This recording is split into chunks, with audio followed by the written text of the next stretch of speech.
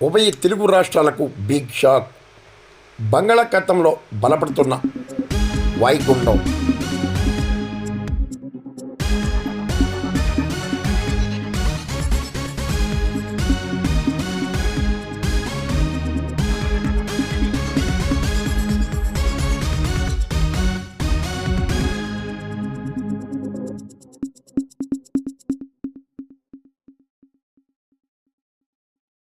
బంగాళాఖాతంలో ఏర్పడిన అల్పపీడనం కాస్త వాయుగుండంగా మారిందని, దీని ప్రభావంతో రానున్న 24 గంటల్లో ఉభయ తెలుగు రాష్ట్రాల్లో ఒక మోస్తరు నుండి భారీ వర్షాలు కురిసే అవకాశం ఉందన్నారు.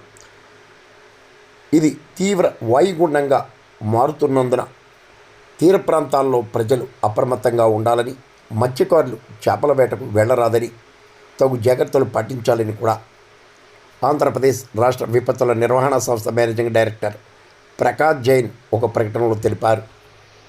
ఒరిస్సాలోని పశ్చిమ బెంగాల్ మధ్య తీరం దాటే అవకాశం కూడా భావిస్తున్నట్లు కూడా వాతావరణ శాఖ అధికారులు ప్రకటించారు.